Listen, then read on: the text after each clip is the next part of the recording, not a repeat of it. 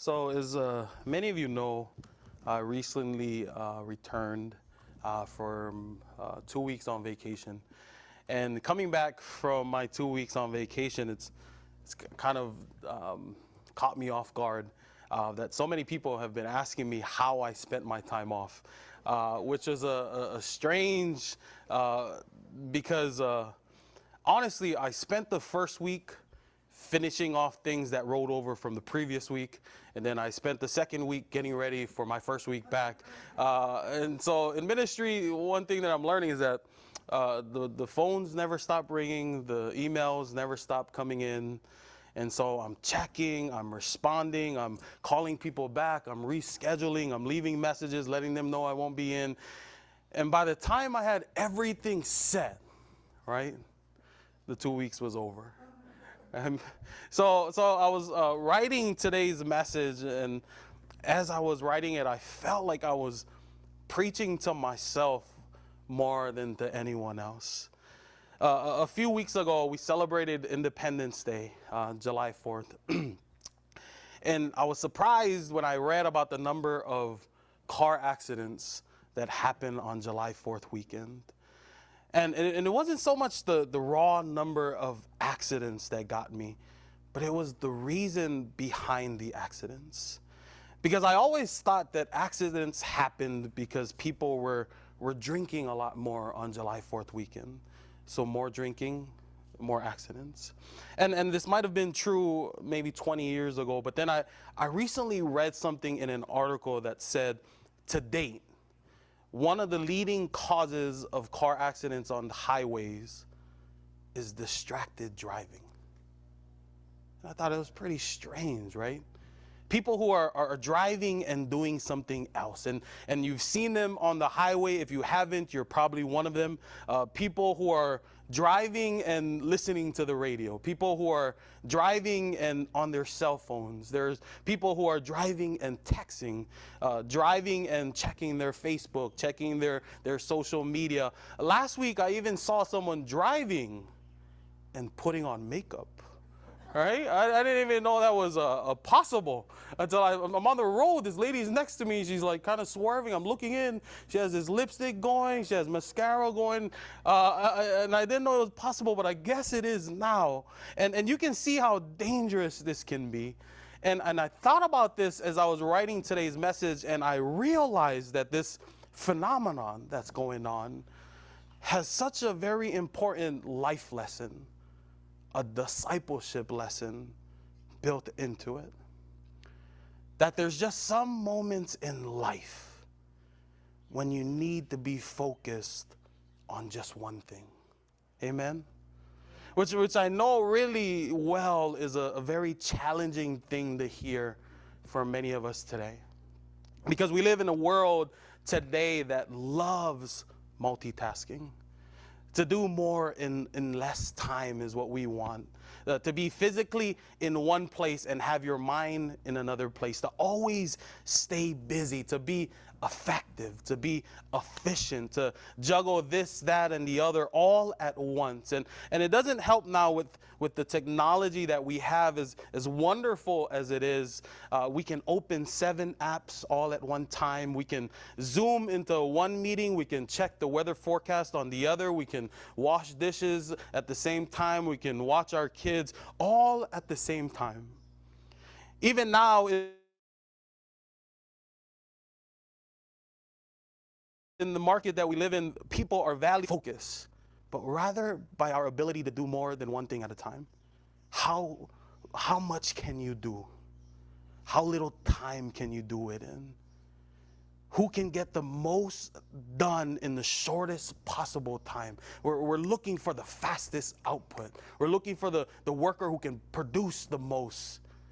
And I know that there are some moments in life when we have to be able to multitask.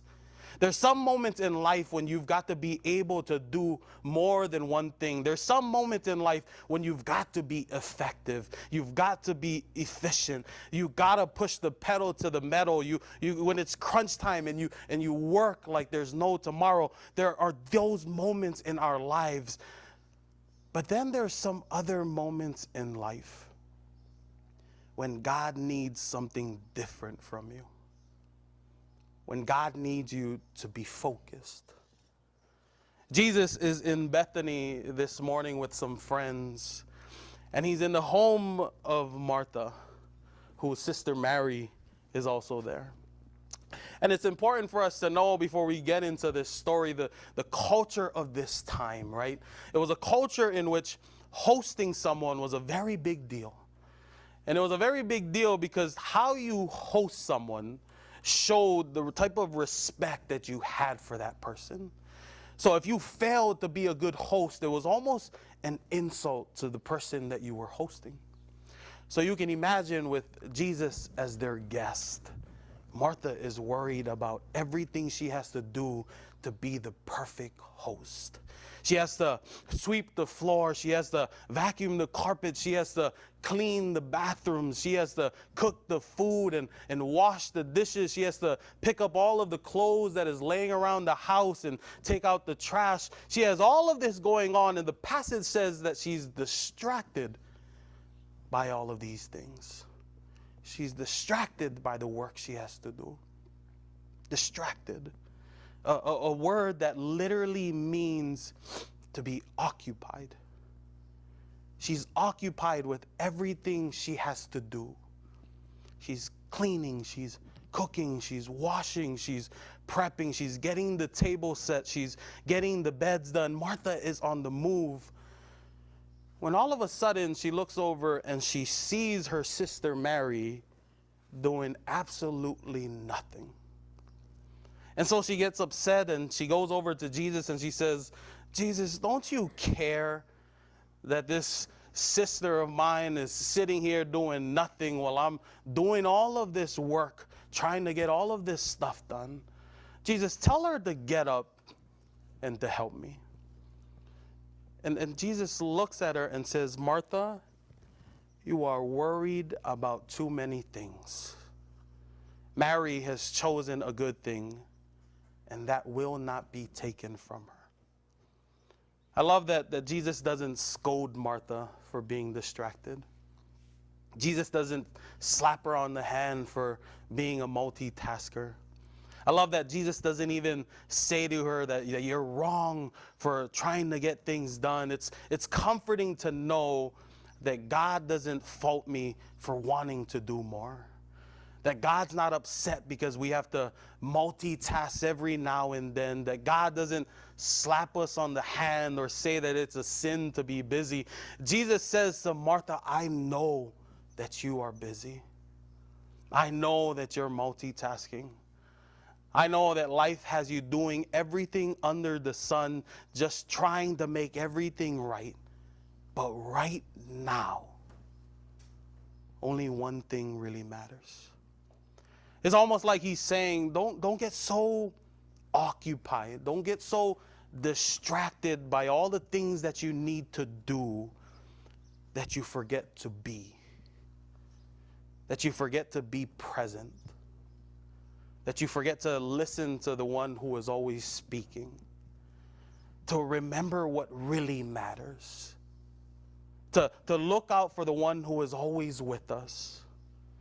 Because work is not the problem. We're called as Christians to work. We're called as Christians to make an impact in this world that involves us having to work. The problem is being so consumed by what needs to be done, a checklist that we know never ends, that we forget to take some time to sit at the feet of Jesus. And that's the problem.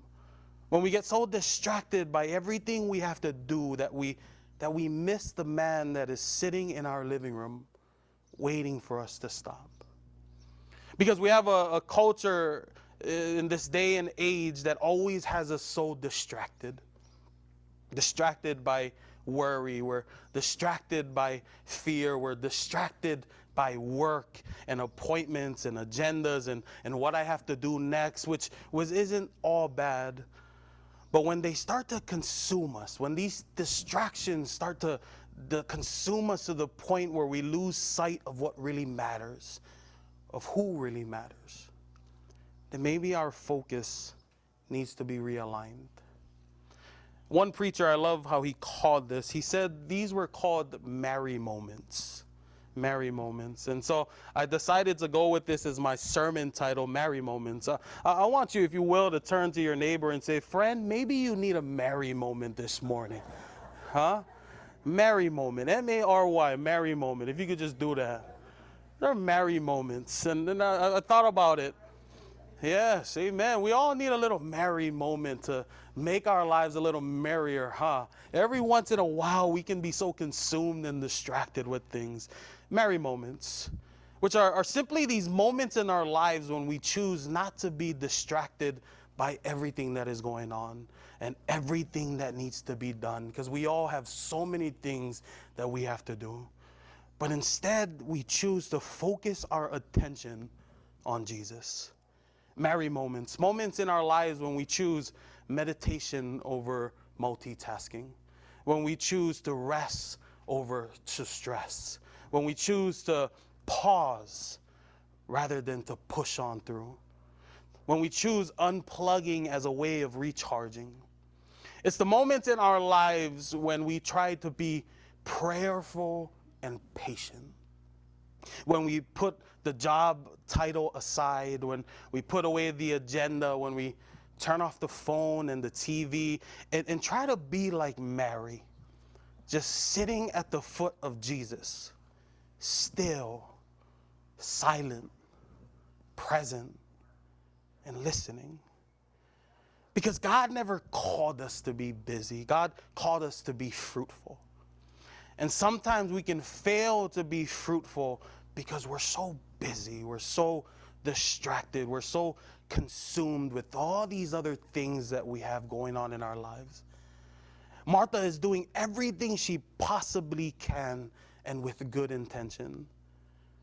But Jesus says to her, Mary has chosen the best thing anyone can do right now. And he says, it's the best thing you can do at this very moment. And it cannot be taken away from her. Which teaches us something very valuable about life. That most times all your busyness, all of our being distracted, all of our being consumed with doing, sometimes only takes from our lives. But Mary being focused on the thing that matters is giving her something that cannot be taken away from her. These Mary moments that we're talking about today, these moments of rest and recovery, these moments of meditation and discipleship, of being focused on Jesus when all of the world is going haywire and when you're so busy and stressed out, Jesus says they actually add to your life. That's why Jesus says in Matthew chapter 6, why are you worried about so many things? Because by worrying, you cannot even add one day to your life, but you only take from your life. Staying connected to Christ, being refreshed by Jesus, especially when things aren't going so well, especially when you're under pressure, especially when you're scared or worried, when you're distracted and consumed, actually adds to your life in ways we sometimes cannot understand. I love that Jesus didn't call Martha out for her hospitality. He didn't say you are wrong for your hospitality. It wasn't her cooking that bothered him. It wasn't her cleaning. It wasn't even her serving that bothered him. Notice the actual problem that Jesus names. He says, Martha, you are worried and distracted by so many things right now. She's worried. He says that's the issue. When you're worried and you think by doing and doing and doing, you will somehow overcome that worry. And the idea here is that she's being separated or dragged away from being at peace. And she wants to find solace. She wants to find quiet. She doesn't want to be distracted and overworked and stressed out, but she is. And I know for a fact that we all know what that feels like, to be worried about things to the point where we can't fully be present, where we can't fully be engaged, where we can't fully be alive because we're always worrying and we're trying to solve our worries, trying to do more, get more done, push on through. And we can't fully be present with God or with others. And so Jesus invites her, Martha, slow down. Take it easy. Focus on the only life-giving thing that matters right now. Because anything else that you try to do to try and fix your worry will only make things worse. And so he says, Martha, come and sit. It's easy to lose sight of Mary in our work-focused, performance-driven lives. It's easy to believe that all of these things that we're talking about, pondering and listening, waiting and resting, it's easy to think that these things have no value in our world. In our age of work and progression, it's easy to roll our eyes at these spiritual practices. It's easy to argue that we should leave these things for hippies or for pastors or for religious leaders and throw all of our time and energy into social engagement. And don't get me wrong, we are called to work for justice. We are called to bring liberty to the oppressed and comfort to the afflicted. But every work we do must begin, Jesus insists, from only one thing. It must begin with him. And it must begin at his feet. Here's the good news. There is a need for only one thing. And if we choose it, no one will ever have the power to take it away from us. And so I urge us to choose it. For Jesus, our host, is waiting. Amen.